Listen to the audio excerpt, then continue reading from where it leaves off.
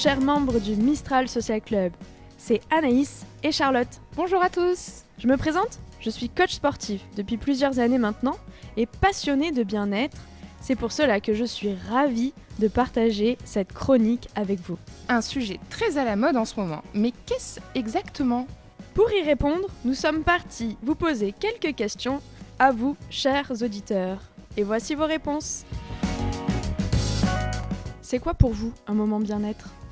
C'est un moment de calme et de repos. C'est un moment où on pense à soi, où on prend soin de son corps, de son esprit, comme une pause pour plus trop penser et lâcher prise. C'est un moment de calme, c'est un moment de sérénité, c'est un moment, on peut même dire, de plénitude, où on arrive à se dégager du quotidien et d'arriver dans une zone de non-stress. Un moment bien-être, c'est assez vague, je dirais plus c'est un moment calme. C'est plus pour moi ça, la notion du bien-être, quelque chose où on est un peu posé sur une activité qui nous plaît. Et après, ça peut être aussi assez contradictoire, ça peut être un moment où on en a plein la tête, où on fait plein de choses, on passe pas forcément à autre chose que ce qu'on est en train de faire parce que voilà, on est en pleine activité, donc calme et en même temps des fois très occupé. Pour moi, ça va être le fait de se sentir bien dans son corps, le fait d'être heureux, surtout le fait d'être heureux, parce que quelquefois, lorsqu'on a des douleurs dans nos corps, lorsqu'on a des problèmes à droite, à gauche, on ne se sent pas bien. Donc le bien-être, c'est déjà d'être heureux, de se sentir bien dans son corps et avoir une bonne santé, surtout la santé, être en forme. Souvent, ça démarre avec un bon réveil le matin et puis ensuite, quand je suis tranquille avec mes amis, que je me sens bien, je suis détendue, je profite. C'est être en accord avec soi-même. C'est se sentir bien au quotidien déjà. C'est très important d'utiliser le terme le quotidien. C'est sur la longévité aussi. Je pense à la longévité quand on parle de bien-être. S'épanouir dans ce qu'on accomplit, très très important à mes yeux. Et avoir sa petite famille près de soi. C'est ça le bien-être. Alors pour moi le bien-être c'est d'être bien dans son corps et dans sa tête. C'est avoir l'esprit tranquille, se sentir bien dans son corps et dans sa tête. D'être bien dans sa tête. Ensuite, si on est bien dans sa tête, on est bien dans son corps. C'est un moment de zénitude, de plénitude, de bien-être quoi. Par exemple, faire plus de sport. Cette année, je me suis décidée à faire plus de sport. Alors, c'est pas forcément des sports doux, mais c'est de l'escalade, du volley, et du coup ça me permet de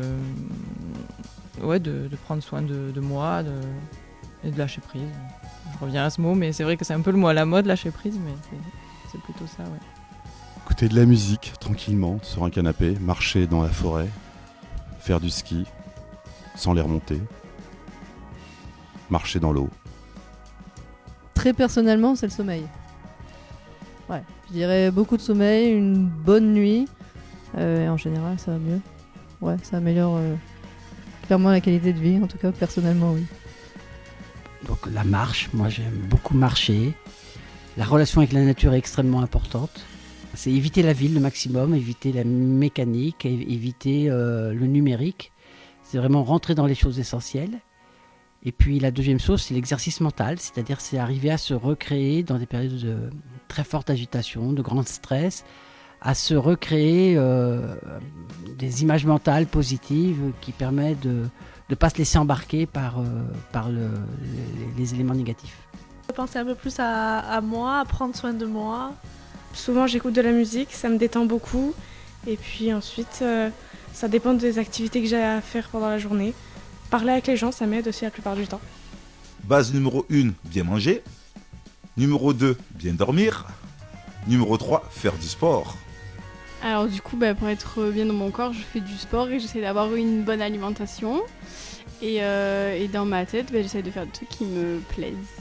Je commence par prendre un peu plus soin de moi et faire des cours de pilates. On se sent mieux quand on a fait quelques séances de sport. Voilà. Au moins 2 fois par semaine, ça fait du bien. On se rend compte, sur le moment on ne le sent pas, mais au fur et à mesure du temps, on sent le bienfait du sport. Je supprime tout ce qui est superflu, déjà. Voilà, épurer sa vie, se débarrasser de ce qui est en trop. C'est oser, il faut oser. Voilà, j'associe aussi ça, le mot oser.